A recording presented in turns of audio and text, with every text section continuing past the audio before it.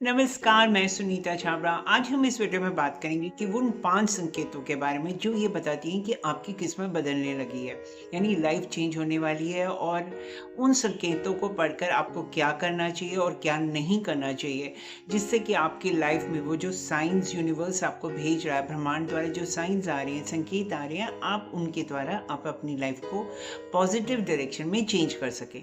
बस क्या आपने कभी सोचा है कि ऐसा लगता है कुछ चेंज होने वाला है, मेरी ज़िंदगी में कोई बदलाव आने वाला, बिना वजह के आपको ऐसा लगता है कि मन बेचैन हो रहा है, पर पुराने लोग जो होते हैं आपकी लाइफ से दूर होने लगे हैं, नई सिचुएशंस आ रही हैं आपकी लाइफ में, तो बस स्टॉप, यानी आप रुक जाइए। इसे नज़रअंदाज बिल्कुल मत कीजिए।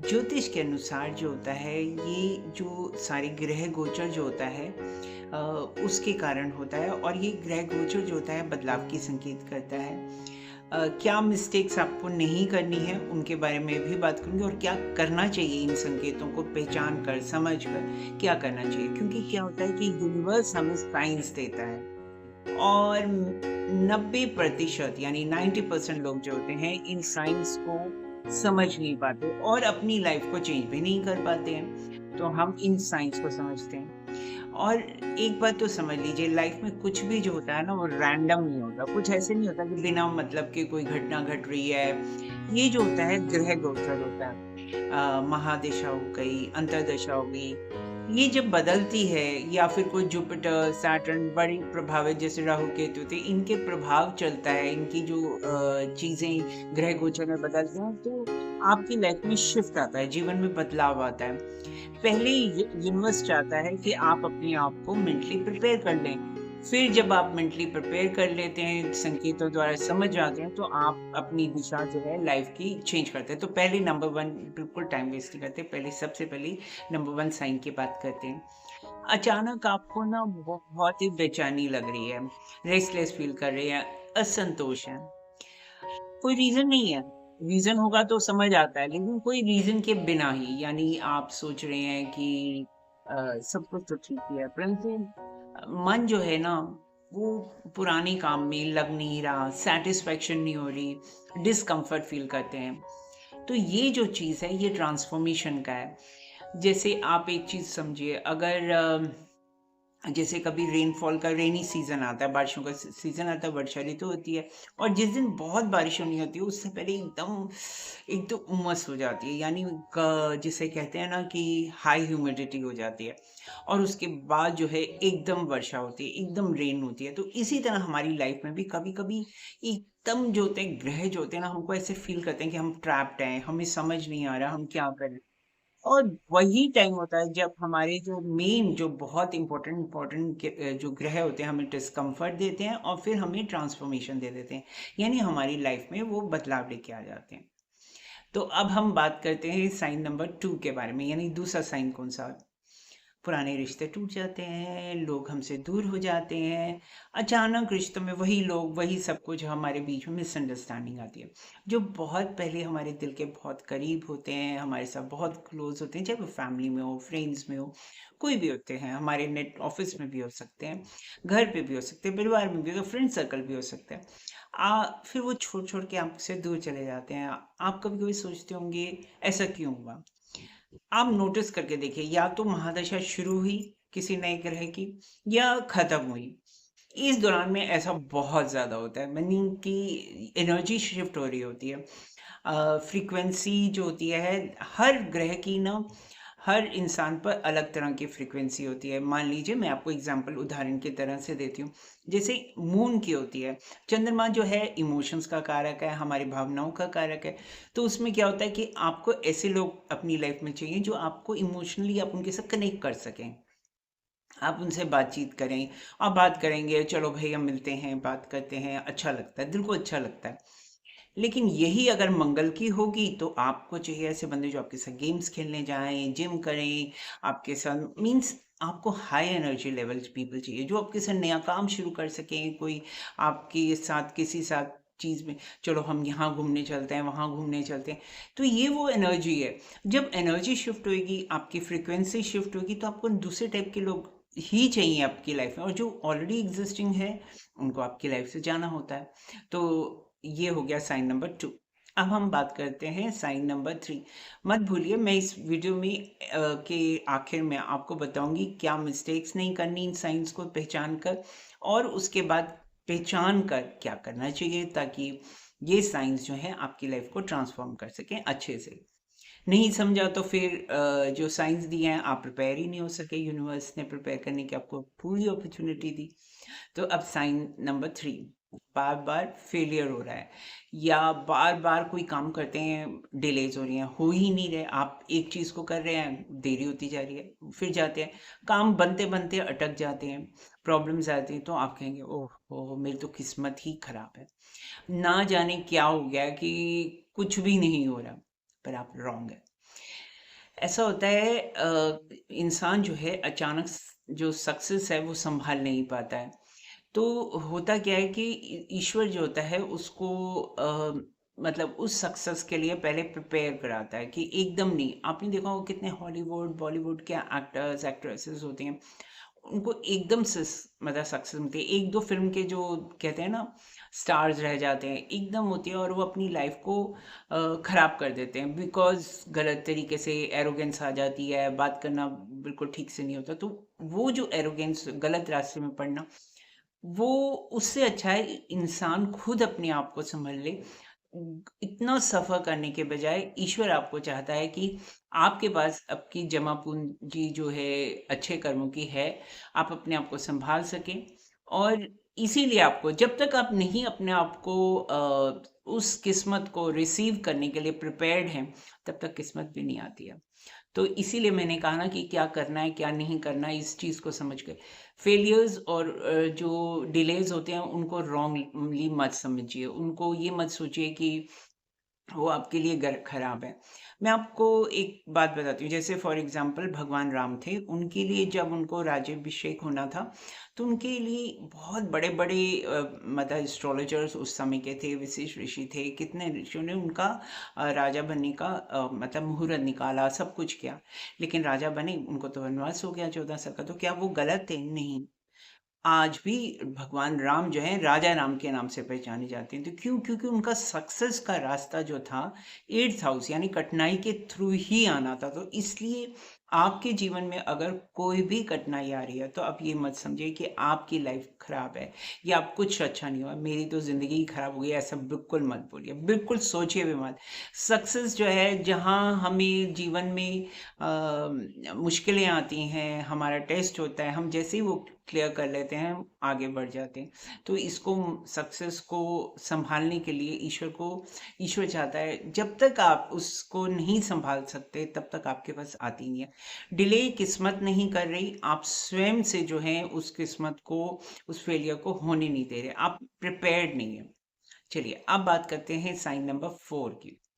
अचानक नई अपॉर्चुनिटीज़ आती हैं, आपके अंदर बहुत-बहुत नए-नए आइडियाज़ आते हैं, अरे ये कर लेते हैं, और कुछ नए लोग आ भी जाते हैं, आपसे जुड़ भी जाते हैं, आपको कुछ नए लोग आइडियाज़ भी देते हैं, इंटरेस्टिंग होते हैं वो आइडियाज़। बट मैं यहाँ पर ये कहती हूँ, ये स अब ये सब कुछ जो मेरे को ऐसे मैंने देखा है, जब भी इस तरह से होता है, तो ये सब वहाँ से आता है या उन लोगों से होता है जो आपने कभी भी सोचा भी नहीं होता।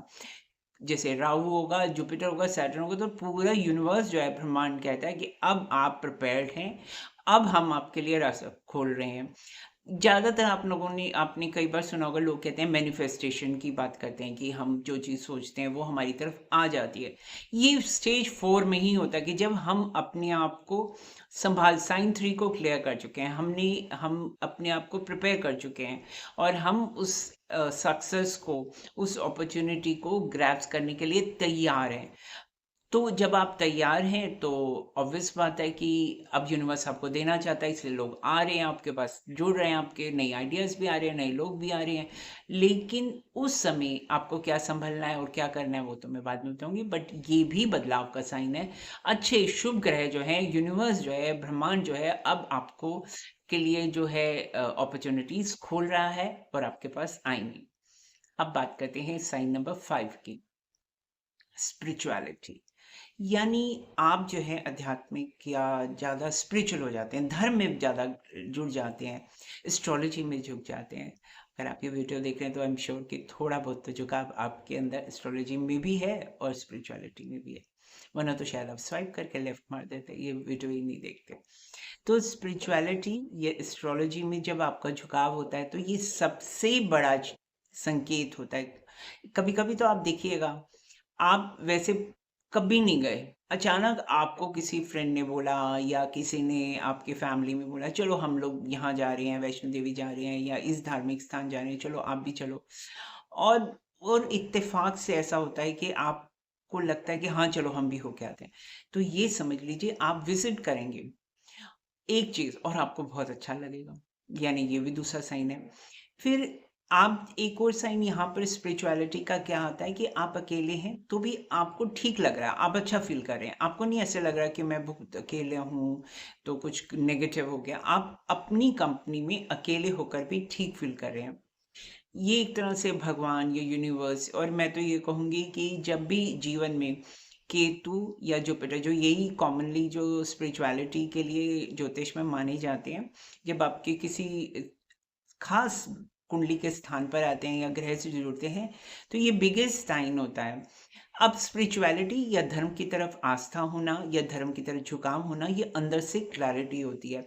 ईश्वर जो है, आप जब अंदर से क्लियर हैं, आपको धक्का लगा या आपको कुछ अदरवाइज भी, जब आप धर्म या आस्था की तरफ झुकते हैं तो आप अपने अंदर के भाव को, अंदर जैसे कहते हैं इनर जितना कॉन्फ्लिक्ट है या इनर जो मन, जिसको कहते हैं ना कन्फ्यूजन, उसको ख़त्म करने के प्रोसेस में आ चुके होते हैं।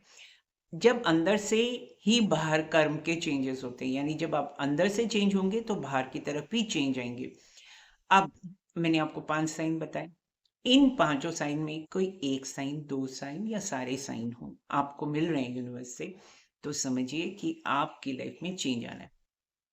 जैसे मैंने वीडियो के शुरू में कहा था कि आप मिस्टेक्स नहीं करनी है, तो उसमें नंबर 1 यह है कि आप जब बहुत ज़्यादा बेचैनी फील करते हैं तो उसे डिप्रेशन मत समझिए। ये मत सोचिए कि ये डिप्रेशन हो गया है मुझे, या मुझे कोई मतलब नेगेटिव थॉट्स इसके बारे में। ये एक चेंज है, एक संकेत है। और दूसरा, जैसे लोग दूर हो रहे हैं आपकी लाइफ से, यानी जो लोग आपको छोड़ के चले गए हैं, तो इसको बैड लक मत समझिए, बिल्कुल मत समझिए।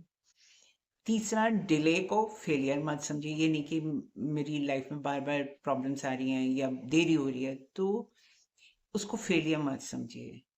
यहाँ पर जब कभी कभी मैंने कहा ना कि कभी कभी हमको जीवन में जो कुछ भी नेगेटिव होता है उसके पीछे एक कारण होता है, क्योंकि आपकी लाइफ ट्रांसफॉर्म होने वाली होती है।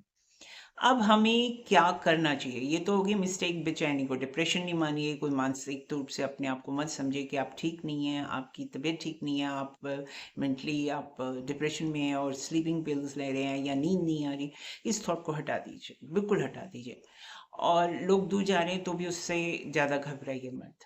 May be it is more peaceful कि अच्छे लोग आपके साथ, नए फेज ऑफ लाइफ में अच्छे लोग ही आपके साथ आगे चलें। जो लोग चले गए हैं उनको जाने दीजिए, क्योंकि न्यू फेज ऑफ लाइफ में न्यू लोग होने चाहिए जो आपका साथ देंगे, आपको परेशान नहीं करेंगे।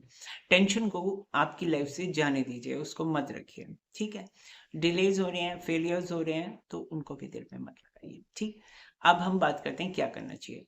नंबर 1, रेजिस्टेंस, यानी छोड़ दीजिए रेजिस्टेंस को, अपने अंदर से चीज़ों को होल्ड मत कीजिए।